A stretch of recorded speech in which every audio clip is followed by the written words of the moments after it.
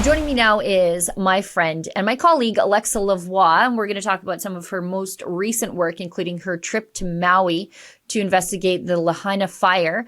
But Alexa's never been on the Gunn Show before. We co-host other stuff together all the time. Just now, we just jumped off the Rebel News daily live stream together so that we could film this.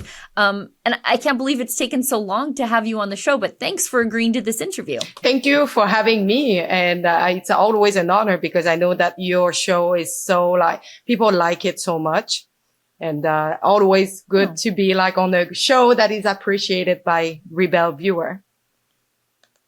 Well, and I try to keep the show to more of a casual conversation instead of an informal or instead of a formal interview. That's why I never do my intros and outros until I film the video because I never know where it's going to go. But I wanted to talk to you about heading to Lahaina. You were one of the few skeptical journalists on the ground there. And when you went there, you had to wade through not just the chaos of a wildfire sweeping through this community, but what the government was saying versus what the people were saying versus what the clickbait conspiracy theorists were saying. It was just absolute chaos, and you had to find the truth. What was it like when you first landed there, seeing the devastation? But first of all, when we land, we were not we didn't know if we would be able to reach the town. And especially we were kind of afraid because we had a place to stay, a really small Airbnb that was in the area. So we were, okay, let's check if the road is open now, because we know that the road was blocked for about a week. And by the way, blocking that road by the authorities block also the supply chain for the people. So people were venting FEMA and Red Cross. I'm so sorry, but the community did all the bigger work because some people are not aware, but on Maui Island to reach Lahaina, it's really difficult. So you have the main road that is actually really easy, but that road was blocked.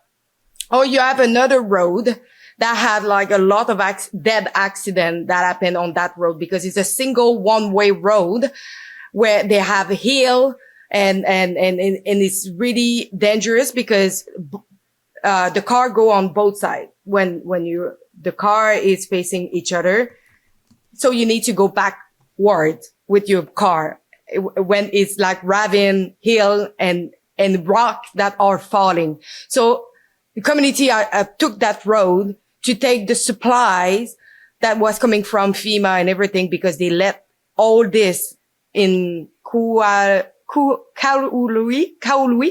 In Kaului, it's where is the airport. They just let it there, and the community needed to drive all these dangerous roads, pick up all the supply and bring it back.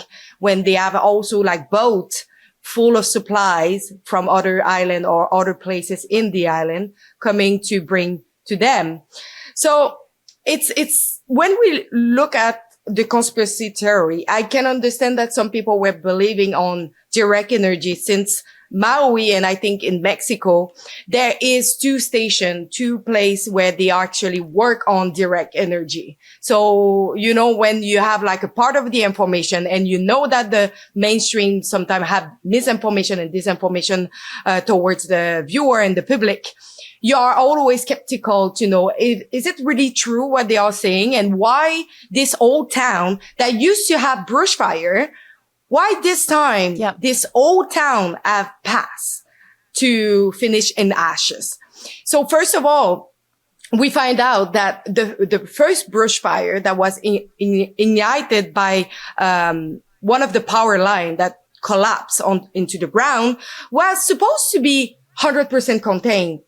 But the thing is, instead of monitoring the fire, firefighters had another brush fire to fight. So they just all left to fight the other fire because they had a lack of employee and firefighters, as we experience everywhere, in Canada and a little bit everywhere around the world, we have a lack of employee.